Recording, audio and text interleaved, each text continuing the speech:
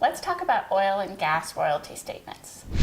If you're just starting out, this can be a little bit confusing, but I think if we just go through this once, it'll become pretty clear that it's really easy to understand. So there are three parts to an oil and gas royalty statement.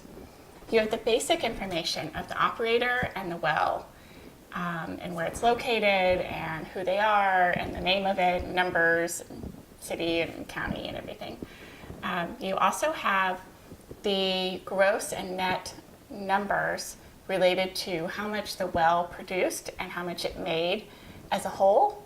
And then you have your individual numbers, your owner-specific information.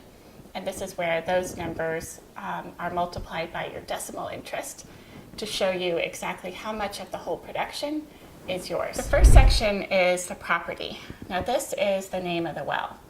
And you might have several wells on your statement, or you might have just one.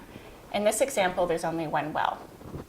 And you can see under property that there is an identification number, there's a name, and there's a well number. Like 2H is the second well that's drilled there, and H stands for horizontal well. If you keep going across, you'll see the county and the state. In this example, we're looking at Young County, Texas. The production date is the date of production for that well.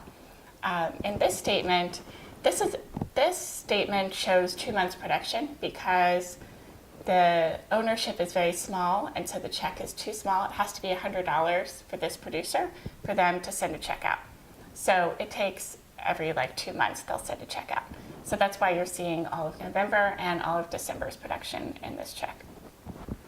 So if we look under production date, 11/18 is obviously November 2018. 12/18 is December 2018. So that's pretty easy to understand. The next section over is the royalty type. So there are different types of royalty interest. You can have royalty interest, you can have overriding royalty interest, you can have working interest.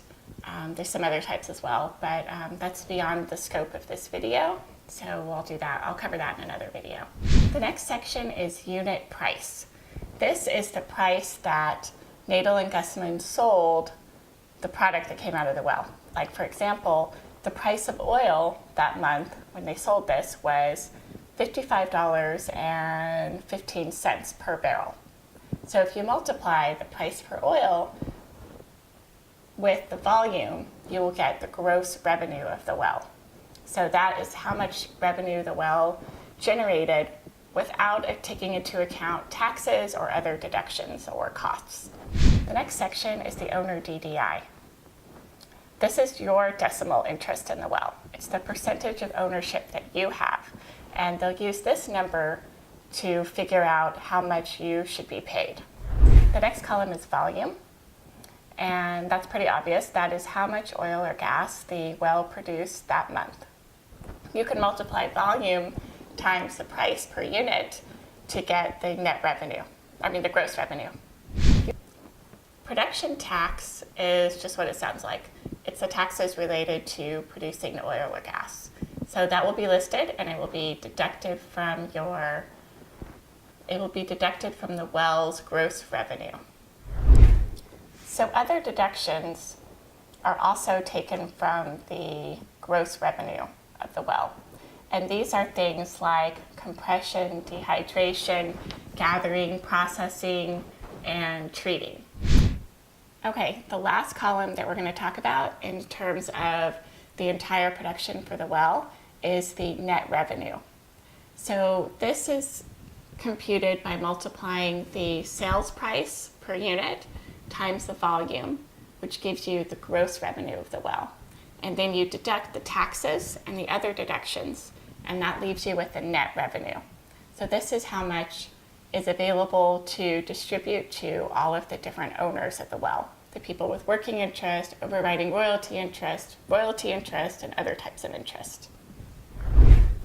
Okay, now we're at the third part of the statement. This part is all about your fractional ownership. How much did the well produce that is for you? How much of the production based on your ownership did you get? Like in this example, The well generated 1,352 barrels of oil that month. Of that 1,352, your ownership says that your volume is 1.13 barrels of oil.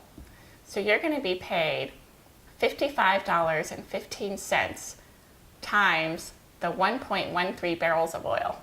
Not very much. So that ends up being a gross amount of $62.42 on that volume. The next column is owner's tax. So each owner has to pay the portion of the production taxes. And you can figure this out by taking the production tax number that you see for the whole well, multiplying it by your decimal interest will give you your portion of the taxes that you have to pay or that are deducted from your payment. The next column is the owner's other deductions. And this can be computed by taking your decimal interest times the other deductions for the whole well. The owner's net revenue, this is the gross amount that you have earned minus your portion of the taxes minus your portion of the other deductions. And so the net revenue is the final amount that you are owed. It will also be your check number. And that's pretty much the whole thing.